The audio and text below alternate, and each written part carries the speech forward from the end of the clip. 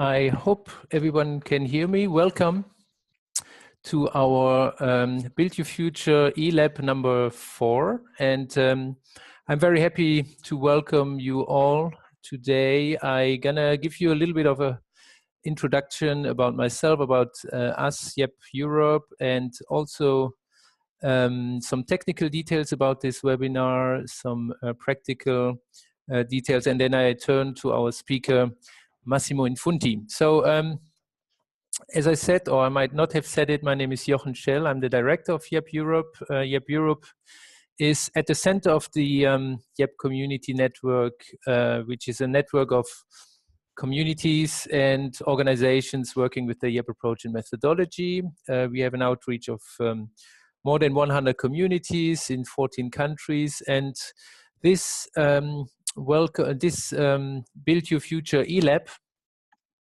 is a spin-off, so to speak, of a project which was called Build Your Future. It ran from 2015 to 2017. It was an Erasmus Plus funded project where we, BYF Europe, in collaboration with 9 partners in 7 countries, developed an entrepreneurship, a social entrepreneurship course and capacity building program for young people, young people with few opportunities in particular. And one part of this program was the entrepreneurship labs. They were meeting points, there were encounters of entrepreneurs, local entrepreneurs in communities who would meet young people going through the course, and they developed into very, very interesting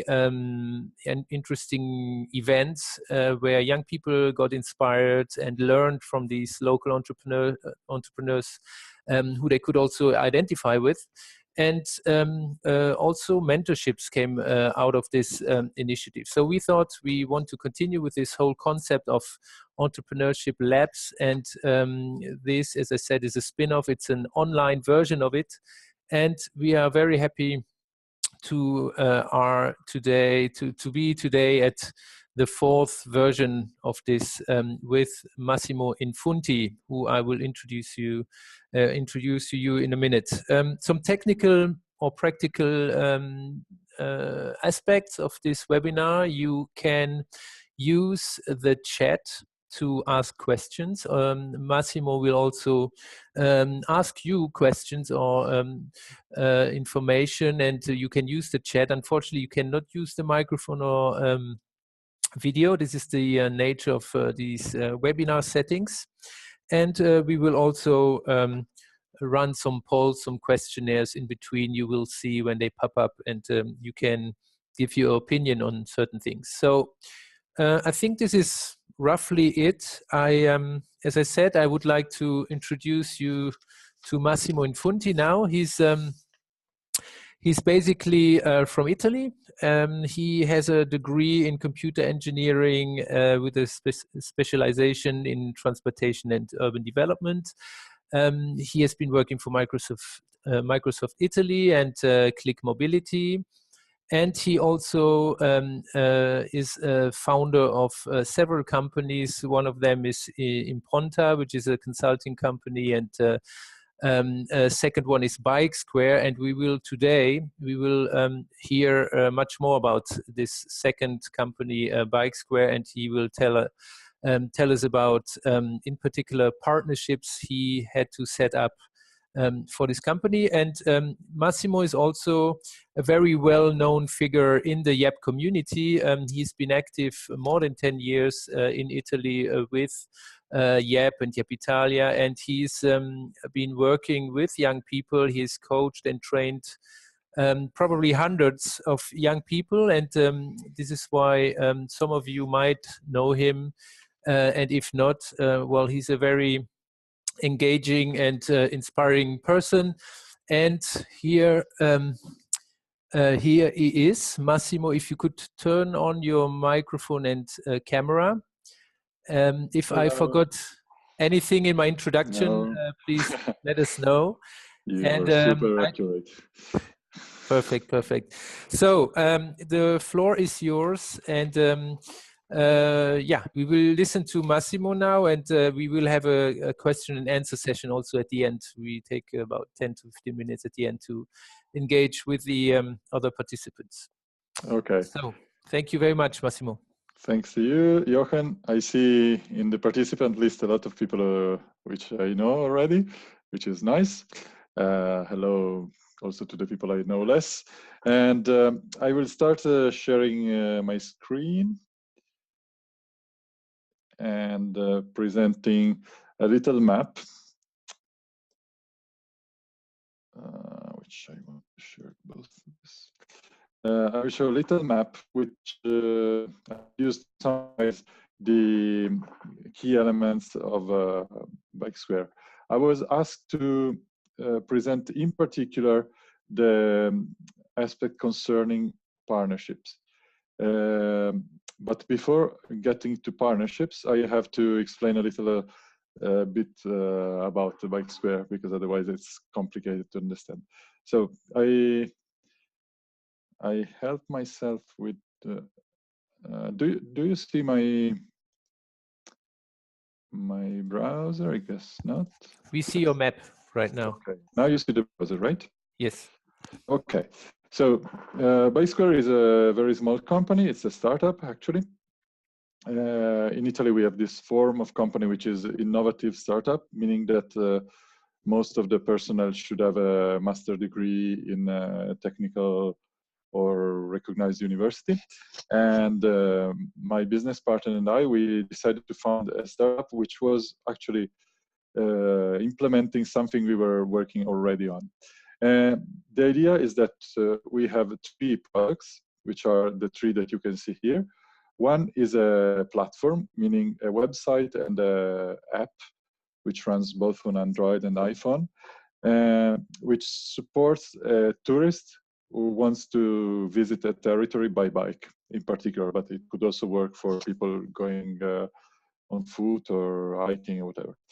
Second part, we have a fleet management system, which is useful for people who rent bikes in order to know how many kilometers the bike did, to manage the contracts, to keep track of the people, do marketing analysis, do analytics, where are my customers coming from, etc.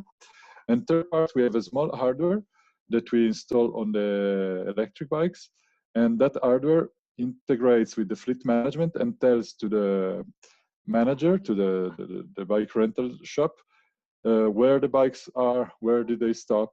It gives a lot of information about things like touristic attraction, which are the most liked attraction where people stop, etc.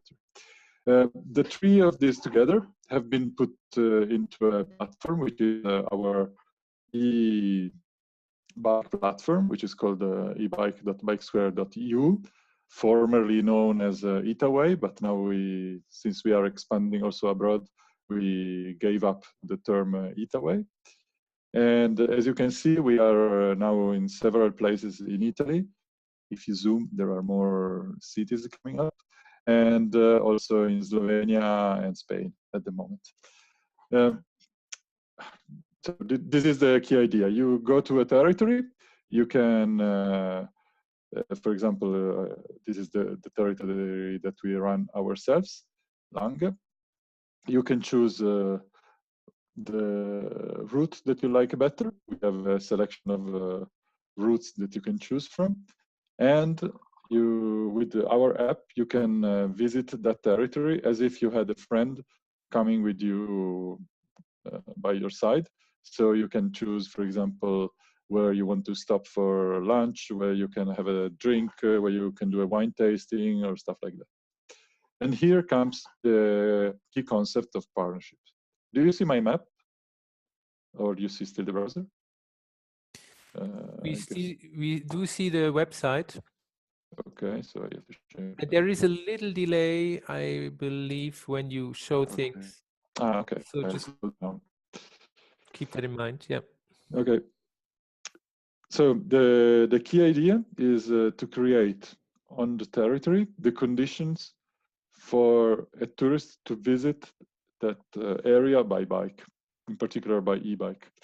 To do that, we really rely on partnerships because, as you can imagine, it's difficult to do it all by yourself.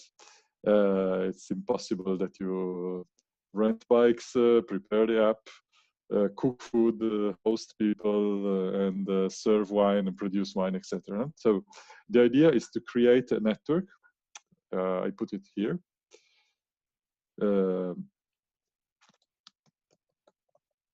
A network which is e-bike friendly.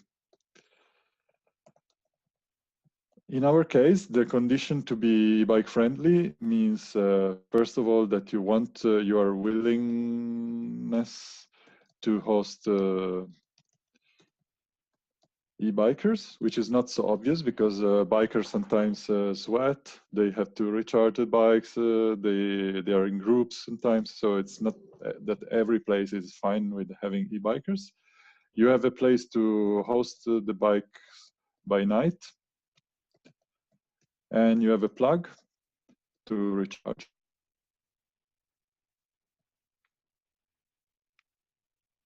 So this network is composed. Wait, do you still see me? It says that my connection is unstable. Yes, we can still see you. Okay. So the network is made of several players, and our purpose is to make them work together. The second key element is that we try to work with small players. Why small players? Because our territory, in particularly in Italy, is made of several small companies like a small hotel, a bed and breakfast, a small restaurant, a small seller. And very often tourists are interested in visiting such a family managed place. They are not so interested in visiting, not many are interested in visiting like large companies or industrial production, but they want the authentic small experiences. And the limit of this solution is that if you work with small players, they have small capabilities, meaning that if you have a large group, they are not able, for example, to host them, or they do not have bikes for the whole group. So putting more partners together allows us to serve wider groups and to make local stakeholders cooperate, which is interesting. I make an example. In our bike shop, we have just 12 bikes. And but very often we have groups like 20, 50, 25, 50 people. And so the element here is to cooperate with other bike renters who are small players again. They have like 5, 10 bikes each. And we put together our forces to cooperate in serving our customers. Here, you should not be naive in our point of view. Every exchanges should be interesting for the money. I mean, we should not think that in a business case, people cooperate just for the sake of it. Our point is that we are paying our partners for the services they offer to us. Probably we pay them less and they pay us less than the regular price. So we have agreements for recognizing each other cheaper prices or commissions on the things that we do for each other. But still, this is a way to engage people. Otherwise, the risk that you see is that people say, yes, I will willingly cooperate with you.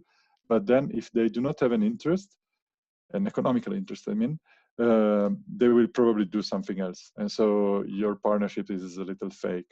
While if you put money compensation in these services that you exchange, it works much better. For example, for us, it's really important to have this co-marketing element. For example, in Lange here, we have like 30 partners on the territory, and every partner has his own specific job. Like there is a wine producer, a hotel, a restaurant, etc. But since they all cooperate in our Bike Square network, the idea is that they get a fee for every bike courier for every customer that they send to us. And we ask them for 20 euros per month to be promoted on our website and app. And this makes it sustainable for both sides, because for us, it allows the website to be up to date and to present correct information. And for them, for example, if you are a hotel and you send to us 2 tourists, you earn 20 euros, which is not bad for a hotel. I mean, it's like half a room more, no? So it's like renting another half room extra. It's more or less the same money that they make with an appetizer or a snack before or after breakfast. So this is I think, an interesting model which has shown to be really effective. Last year, for example, we had some partners who earned from us like more than 800 euros. I'm also almost finishing. Local development. The other important element for us is that we want to create local development, not only to make business. So we want to have an impact on our territory. And this is on several aspects. For example, one is for sure the environmental aspect. We work with e-bikes, we have green energy, we reduce the number of kilometers that tourists do by car and move them to the bikes. But also the other idea is not to arrive on a new territory with our own company which does everything. Our idea is to engage local players, small players, to cooperate and to bring money on that territory. Of course, it should be interesting also for us, but the main purpose is to create development for the local area.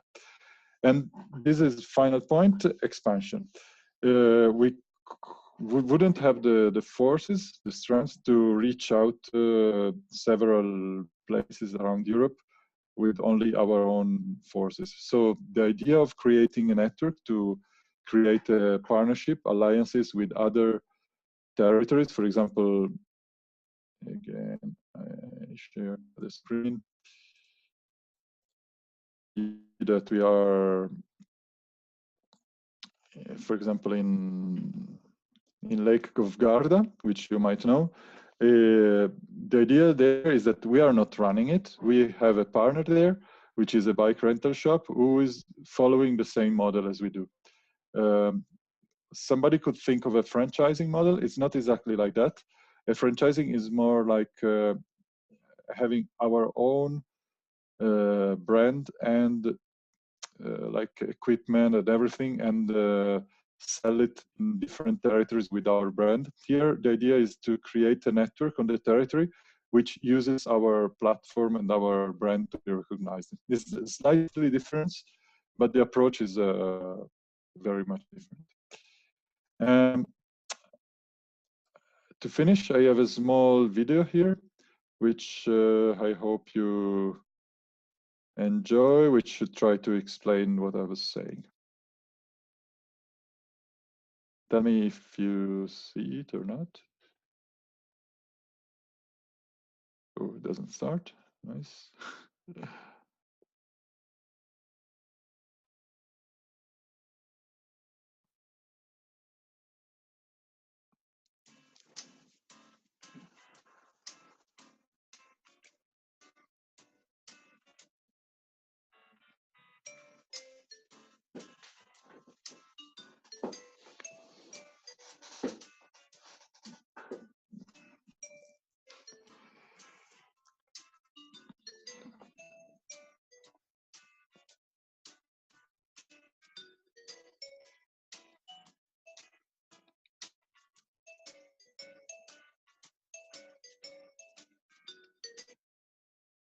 Uh-oh.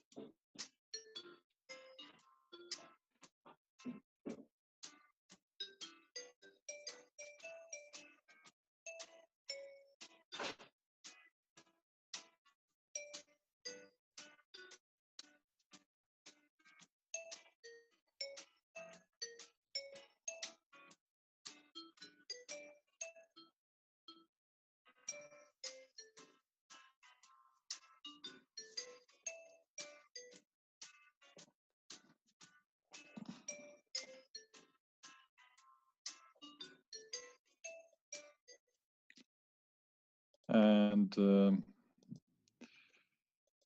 that's more or less it. And my last comment about partnerships is that it's very important to understand what you give and what you take.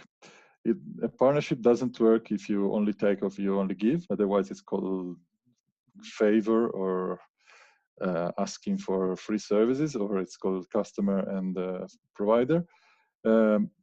If you find something that you have to offer and your partner has something to offer to you, this is a real partnership, and on that you can build more value for you and for the community. That's my point, final point. I'm glad to hear to some questions if you have, or comments or things which were not clear. I can talk for hours, but I want to stop here.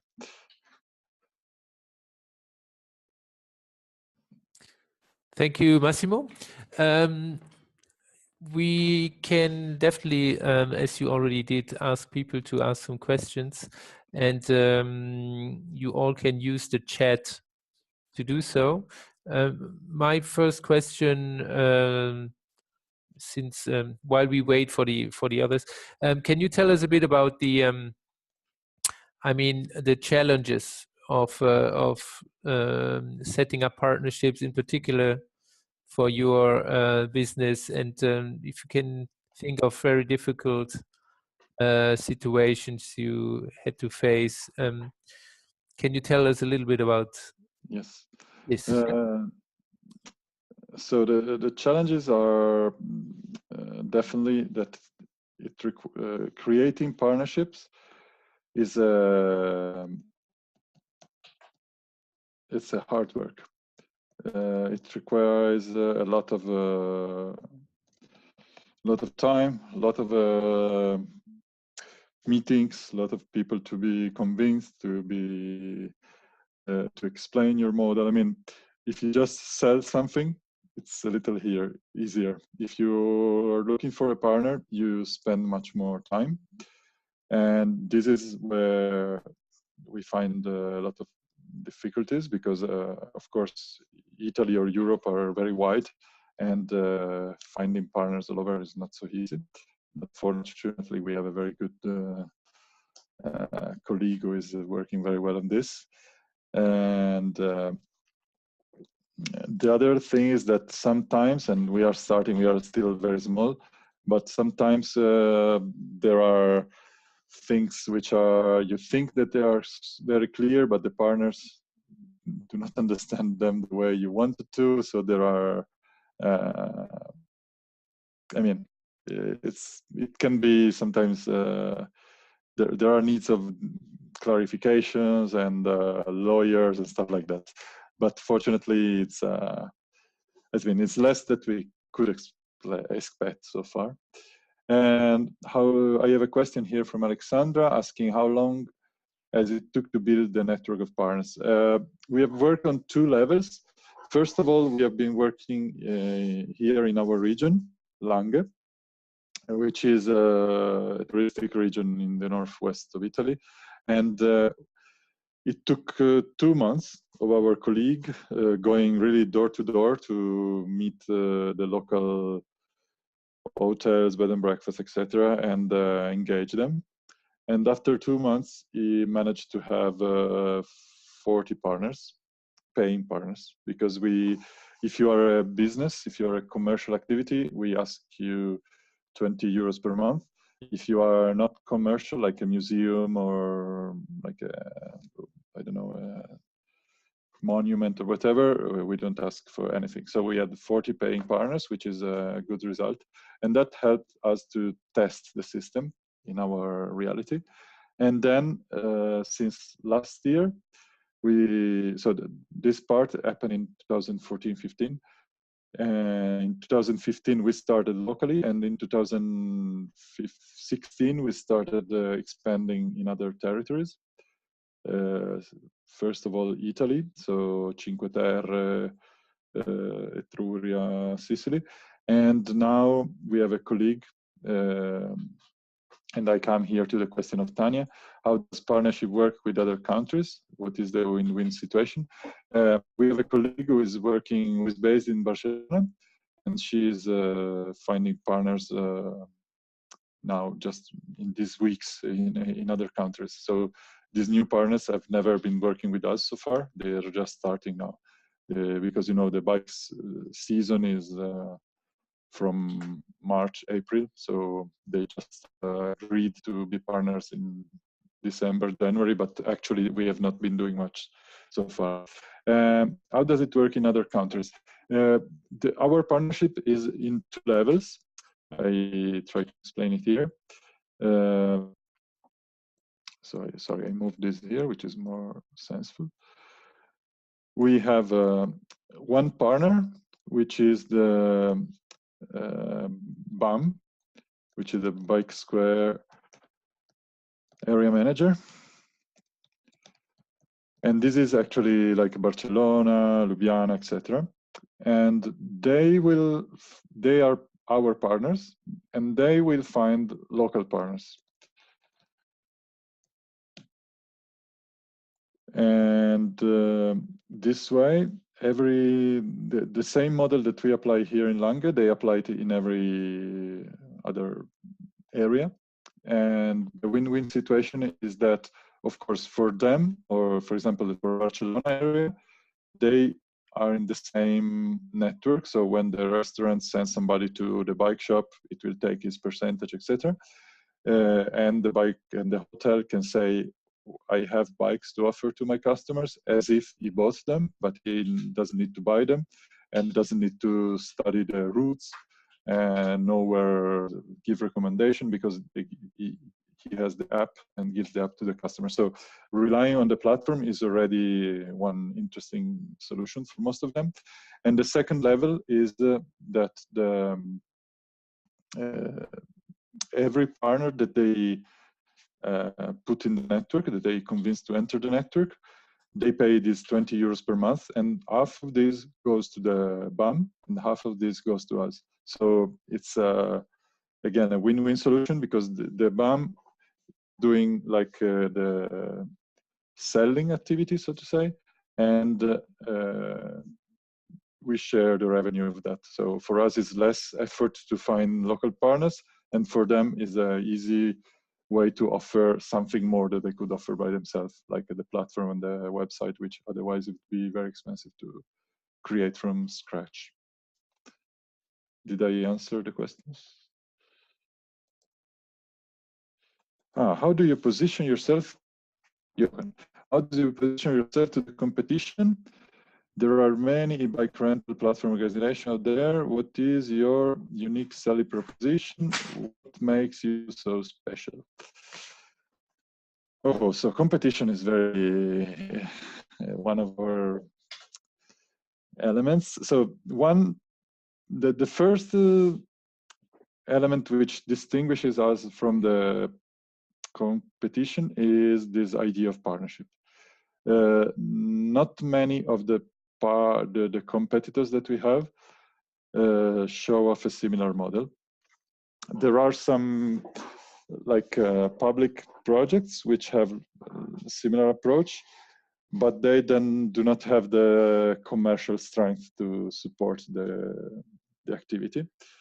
And all the other platforms that we know, they are just a technological platform, like maybe Strava, or there are several outdoor active, bike map, which are just bike maps, actually, places where you can find nice routes. While our point is to have a different approach where you can find a style of traveling experience, they call it in touristic experience. And the second difference from our, so this is a difference for the final customer, for the tourist, which is one of our customers. But for the renter or for the hotel, the unique selling proposition is that we offer to you a specific visibility in a very small niche, which is e-bike tourism, where again, we do not have so much competition. There are several bike rental shops. E-bike rental is becoming popular, but not so popular so far. For example, there are Bim bikes, donkey bikes, etc. A lot of platforms which rent in general bikes and sometimes e-bikes. But we are trying to enter the growing niche of e-bike tourism. So the selling proposition is, dear partner, dear restaurant, dear hotel, would you like to be discovered on the mess of internet as an e-bike friendly place, which means you have a plug to recharge, a safe place to lock your bike, etc. And this is something which is attracting. And second, do you want to offer your customer an extra service which you wouldn't be able to offer yourself probably? Because usually the hotel is doing the hotel. It's difficult that they are good at offering an app, discovering routes, finding partners. This is some other people's job. So our selling point is this one. And for the rental shops, there is the other part, the business part, which is the platform and the GPS kit. Again, here we are very few. We found just 3 competitors in the world doing the same thing. So again, it's hard work, but there is space also for us, I think. Are you satisfied, Jochen? If you want me to tell more about some aspect, please go ahead.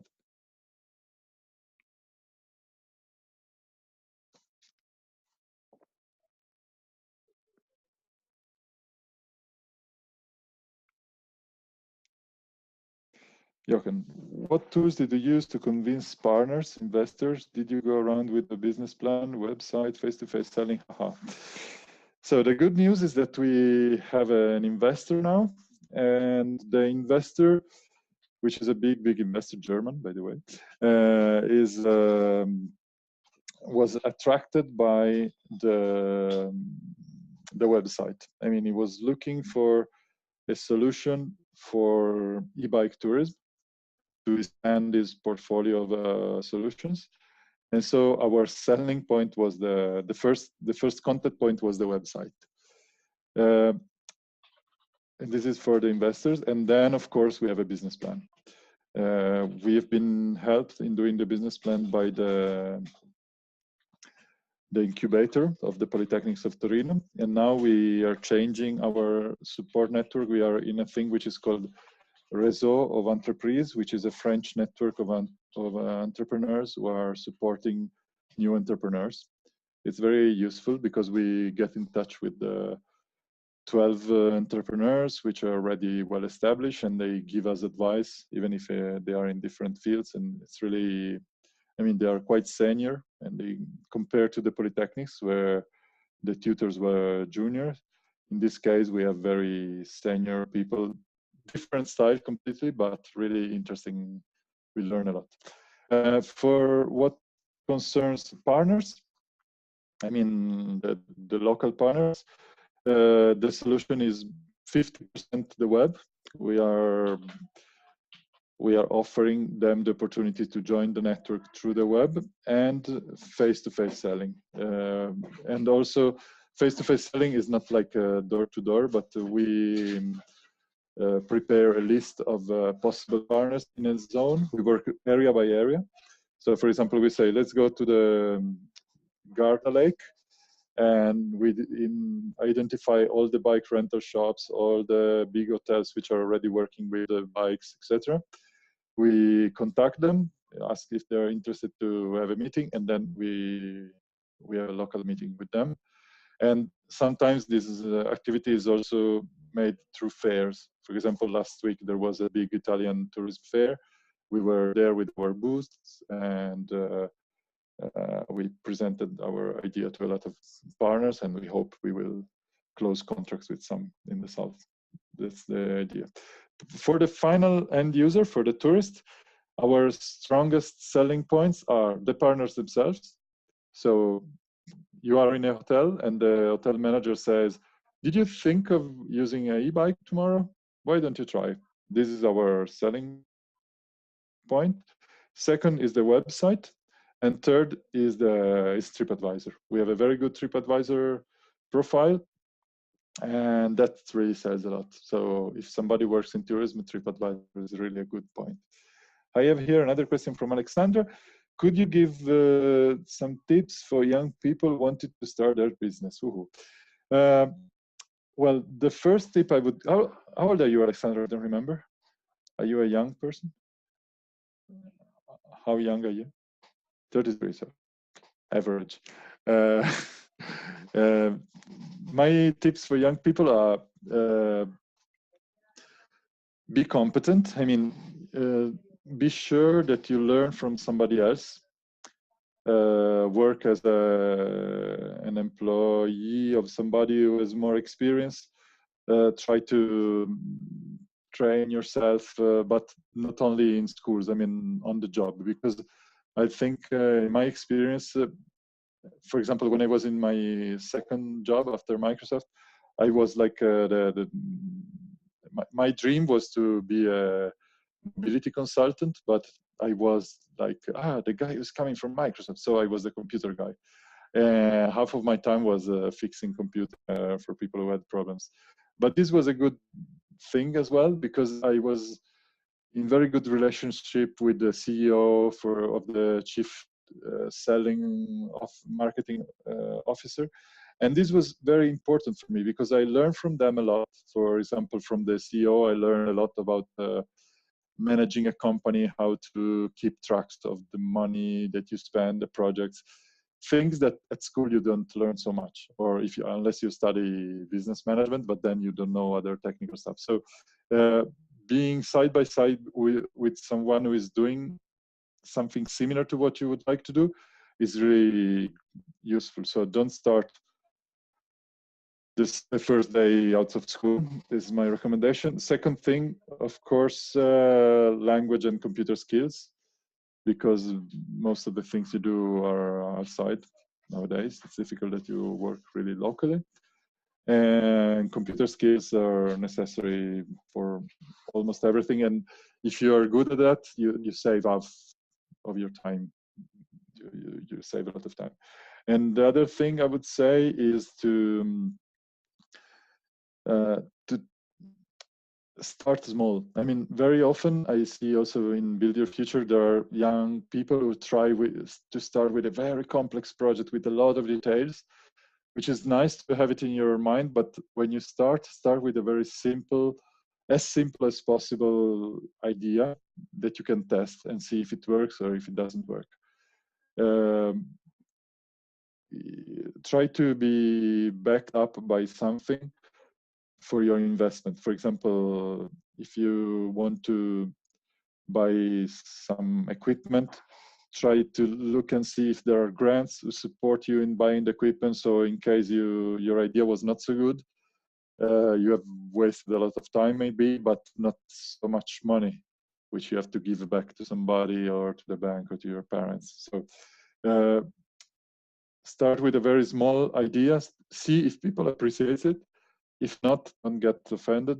Go ahead, improve it, change it, listen to comments. And for example, one thing that we do with my colleagues, which I'm really proud of, is that every day, every week, we ask ourselves, what aren't we doing so well? What can we improve? And we are improving all the time, listening to feedback, improving, changing. It's time consuming, but it's really useful for us.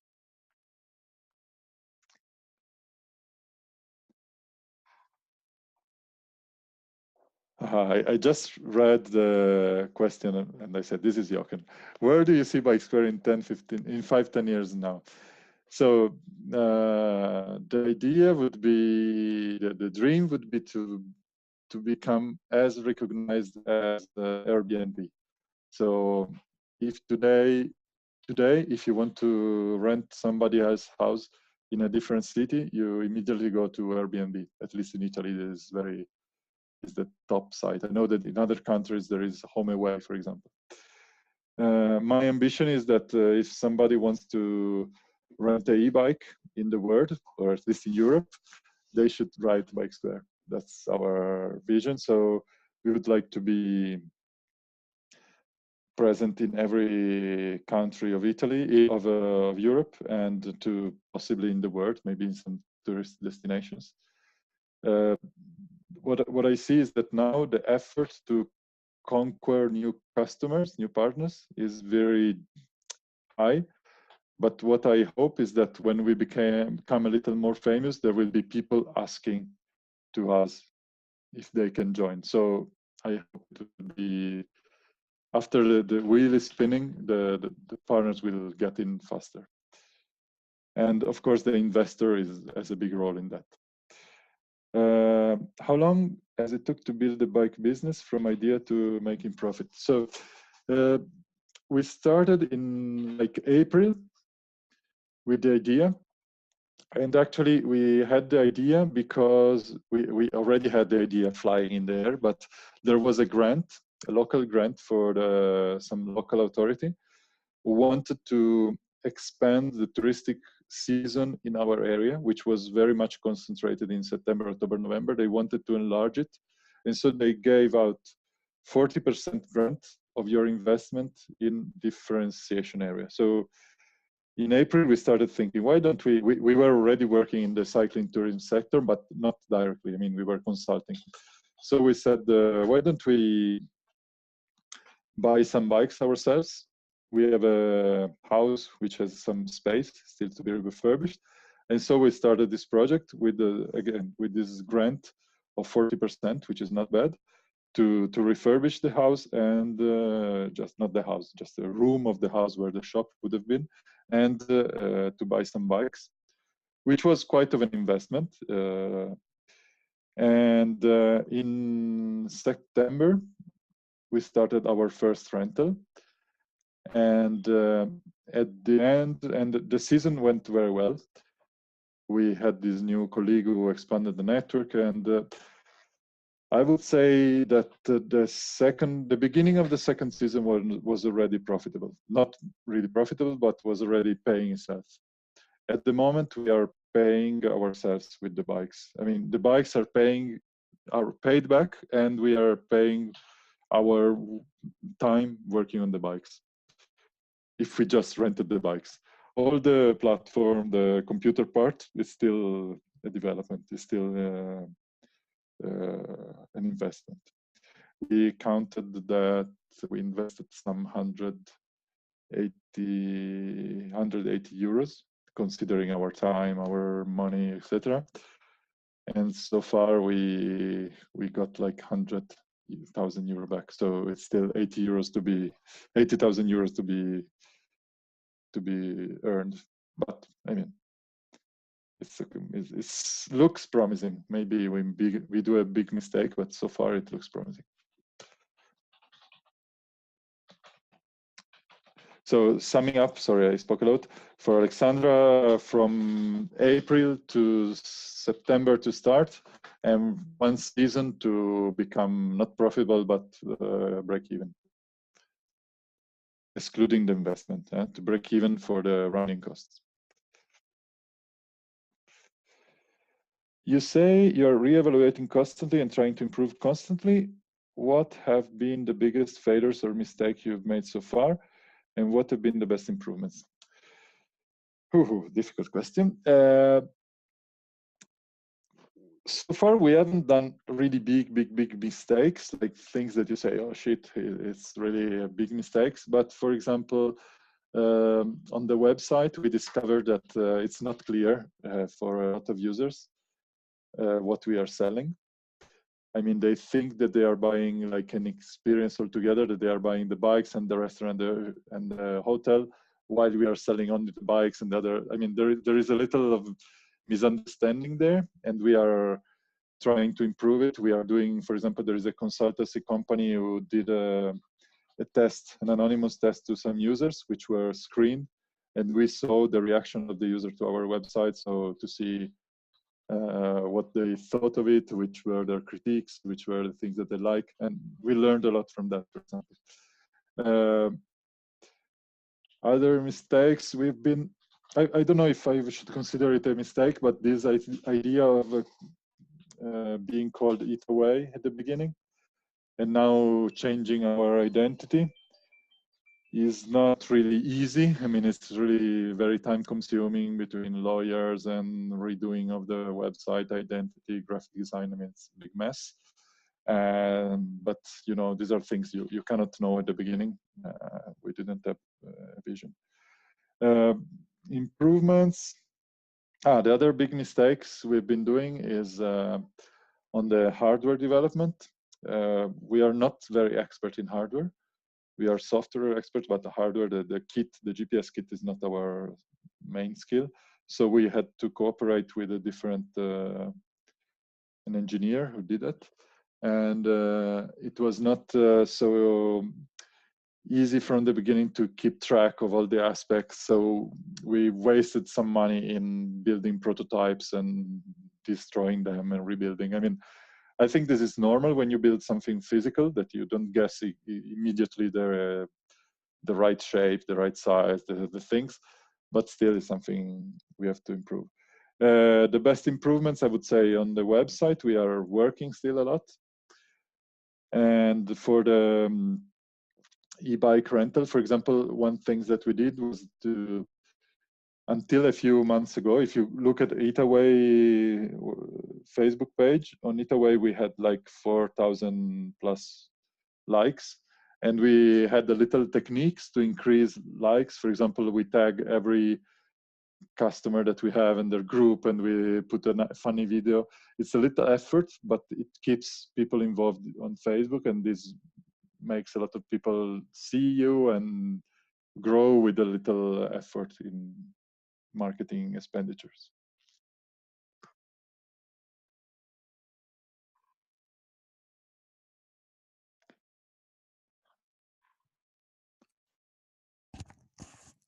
We're still waiting for other questions. I've been asking many, so I let other people ask questions. I know at least two in the list are sick and listening to you from their bed. So Really? Sleeping or healed? No. Following you, but they are sick. So there's another one. Here we go. Angelica. Ciao, Angelica. What a pleasure. Is your community development element a good selling point? Actually, it is mostly for the public authorities. Sometimes, with part of our business, we are working with public authorities, not with this e-bike portal, but when we sell our platform to territories, to local areas. So for them, it's interesting to have a model like ours. For the single partners, they do not get it very much, but they are, even if they get benefits out of it, it's not something that we say explicitly, because the typical partner we have is a bike rental shop or bed and breakfast, something like that, who's not really into local development, but still is something that we care of. For example, one thing that we are using as a selling proposition is the fact that I show you. We run also a portal which is called Cicloturismo Piemonte.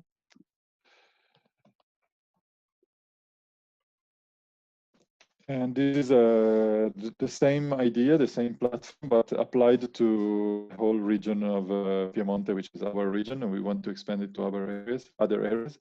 So our main buyer here is the local authority. And for them, the idea of creating local development, increasing the number of tourists, making small partners work. For example, I show you here some of the activities that we've been doing. I don't know if you can still see the picture, my screen. You see, we've been working with techniques which are familiar to the local development, like we did. Just see the Massimo, we just see the graph from before, the map. We don't see the website. If you share again, sometimes sorry, you have to do you see the website try now? twice. No, still the graph. Maybe you can do unsharing, and then you share again. Now, here we go. Now we see it. You see it? Okay. Yes, yes. So for example, here you see we've been building this part of the website through participatory approach, like we are familiar with YEP. So you see we have tables with the architects, municipality, associations, and with them we defined the rules, we defined how it should work, we tested the app, we got improvements. I mean, for the public authorities, our skills in local development are interesting. For the business partner, not so much. If you want to come and visit this route, it's very, very nice. So you can download the app and visit your the project is called Two Wheels, Two Castles, because it connects two castles in Piemonte.